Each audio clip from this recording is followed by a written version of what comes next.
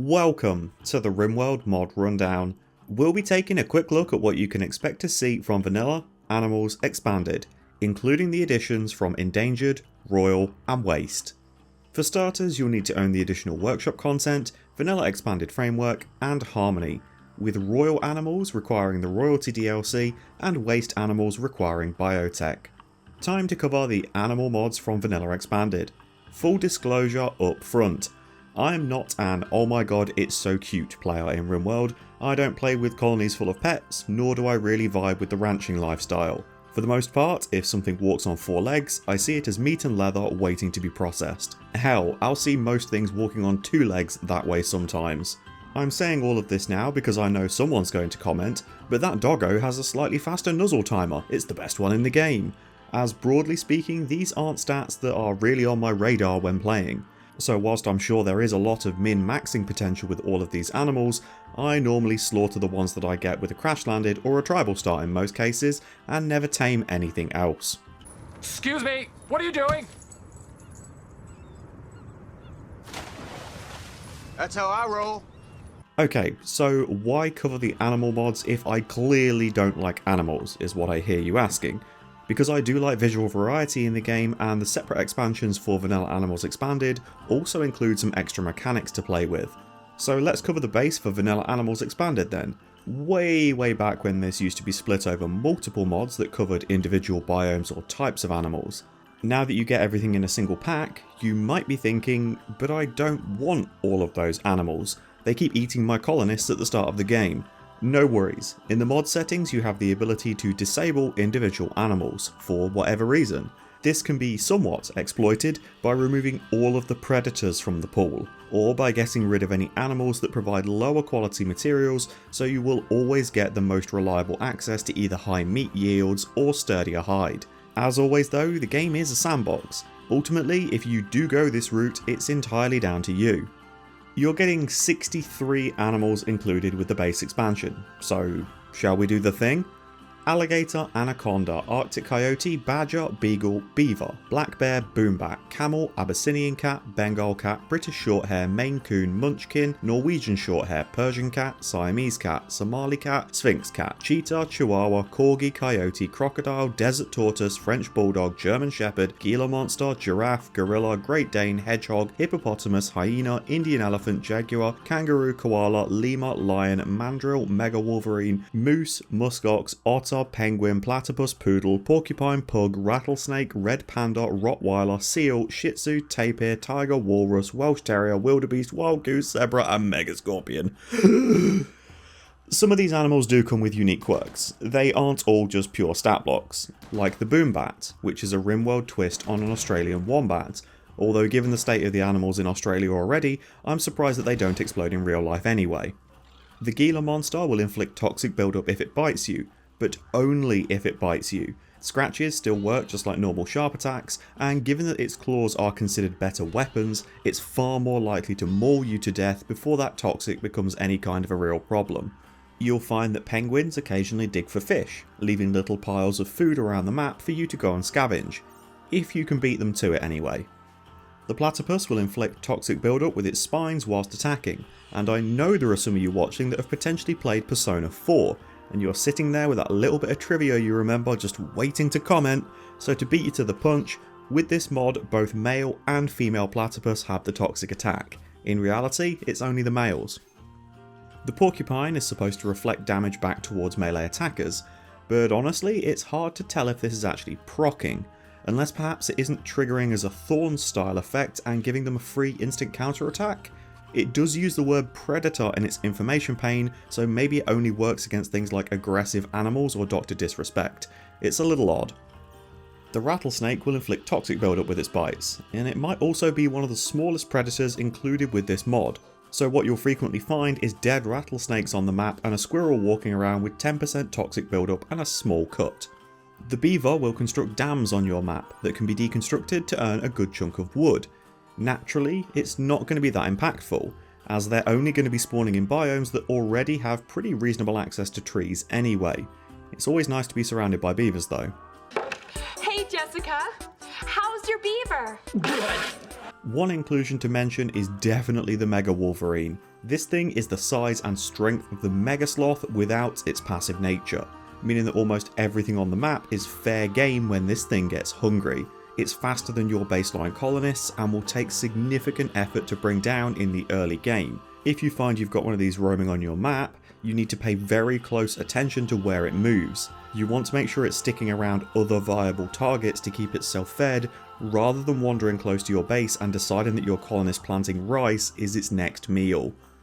Now, before we jump into the other expansions, let's address the core issue that can come with using mods like this: material bloat. In about 99% of cases, meat in Rimworld is just meat. It's the same stat block with a different name, which means it can't stack together on a shelf and leaves you with builds at the stove that have dozens and dozens of potential checkboxes that do not matter. There are obviously a few exceptions: human meat, insect meat, twisted meat, pork if you're playing with pigskins expanded, all that kind of stuff. With these mods enabled, you are adding 28 new types of meat to that list, so maybe it's time to cut down on that a little and make your own life easier. What you're going to want for this is Optimization Meats C# Edition.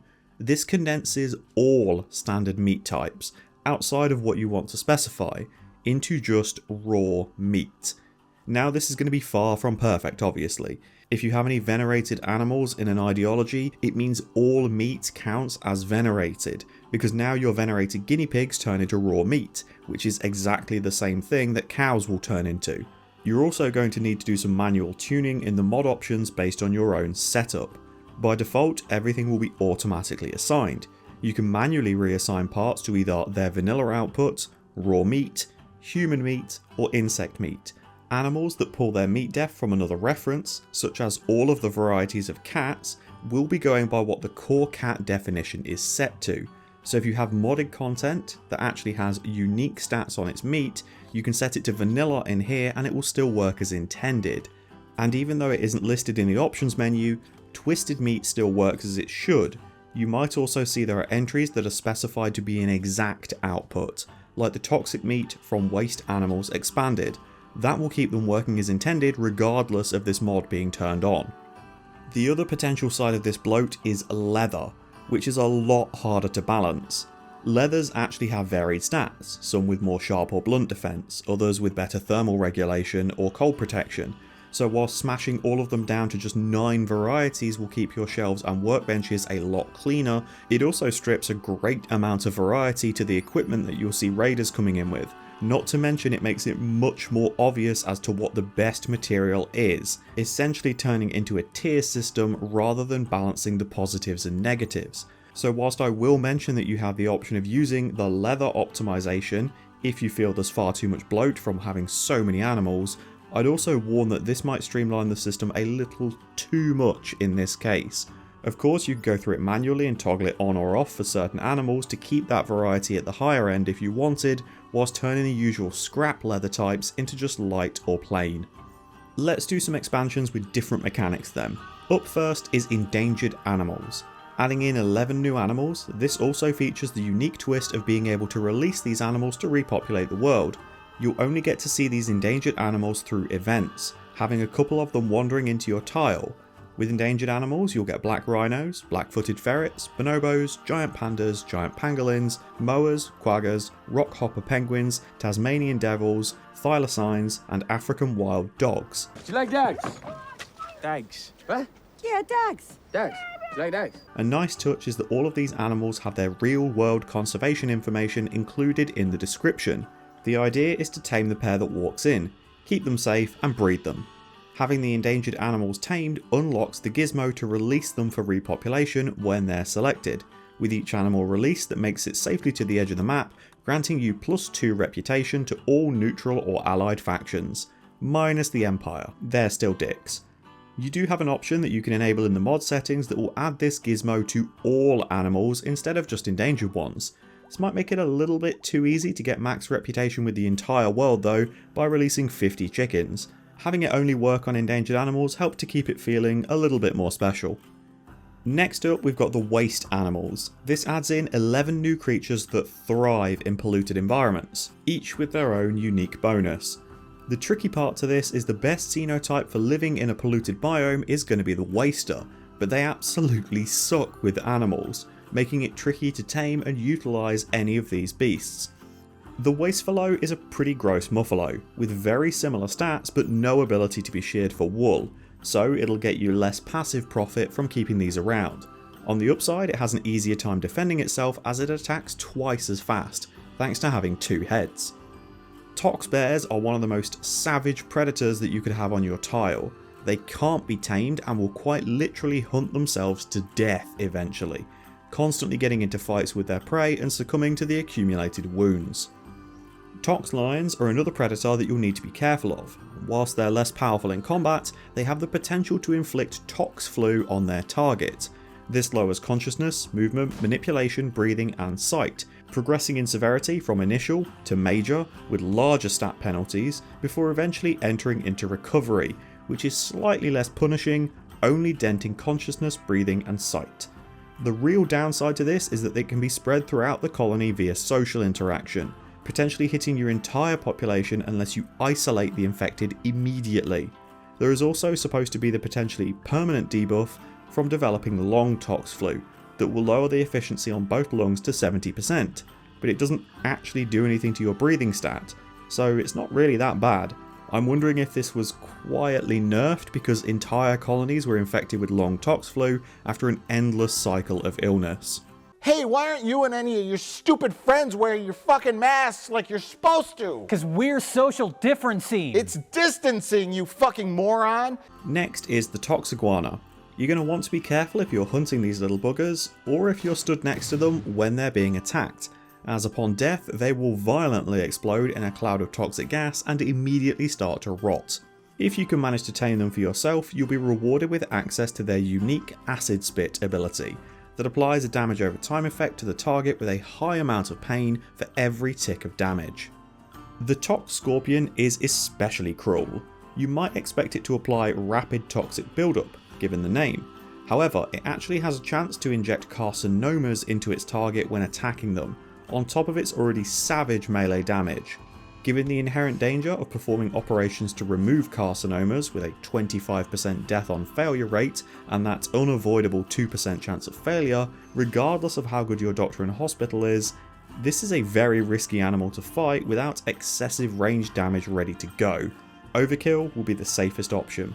The Toxafox is not only fun to say, it's also a helpful little treasure hunter, if the treasure that you're after is waste packs, otherwise this thing is really annoying to have around, as it's only going to contribute to the pile of waste in your colony. The waste boar can be difficult to live with due to its habit of smashing down trees.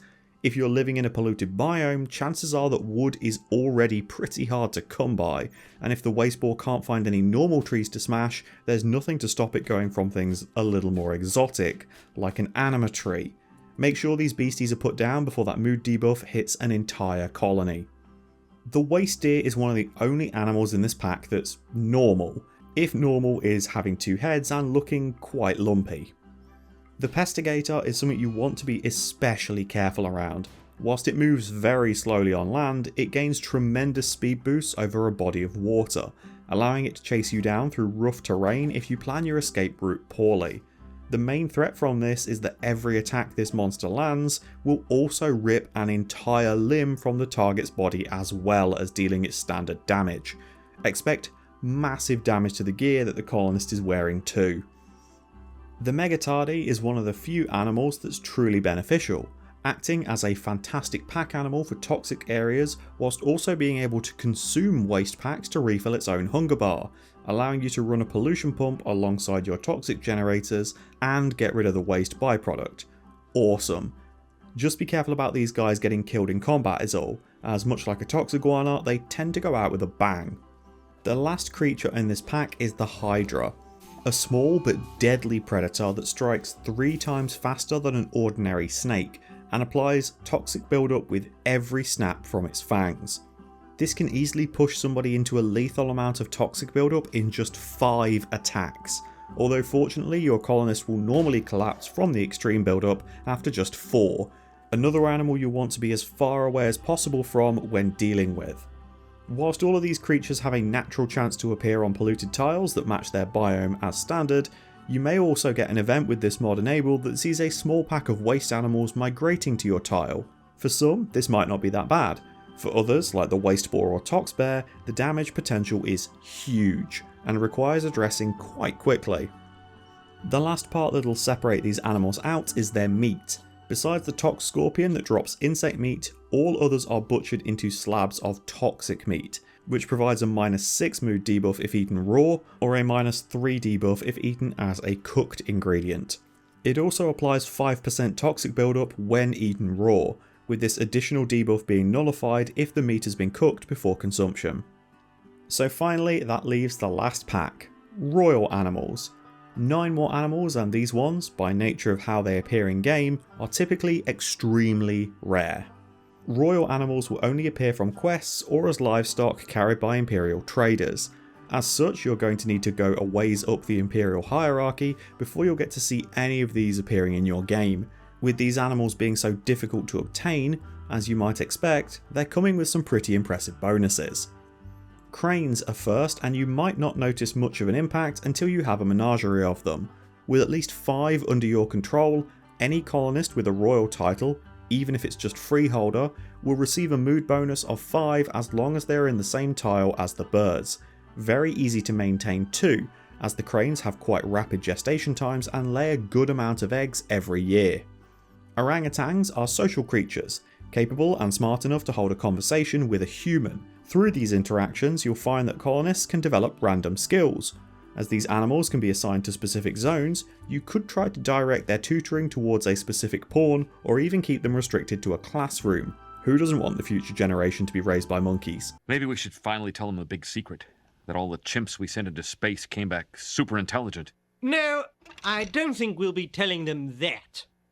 Peacocks are very specific in their purpose, with a nuzzle that works differently to a normal animal. Each nuzzle from a peacock will apply a percentage bonus to a psychic sensitivity buff.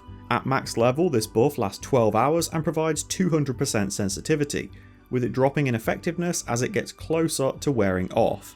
Having this reliably land on the colonist that you want is sometimes harder than it sounds, and it'll take a lot of cocks to provide enough meaningful impact. Onto the pheasant, which has even more of a niche ability. Once every 24 hours, if the pheasant is made to flee from combat, it will emit a small AoE effect that makes all impacted pawns turn invisible for a short duration, making them untargetable by enemies and allowing them to act and attack without breaking this invisibility effect. So whilst this is very strong, you're going to need to pull off some really specific shenanigans with zone control to make the pheasants stand close enough to combat so that they try to flee, whilst also being in amongst your own fighters. Best of luck making this work. Quails pretty much have one purpose, and that is to be eaten. Whilst on their information panel they list no meat or leather yield, once butchered they actually drop a unique type of meat known as royal poultry. If you're using C# meat optimization, fear not, this still works as intended.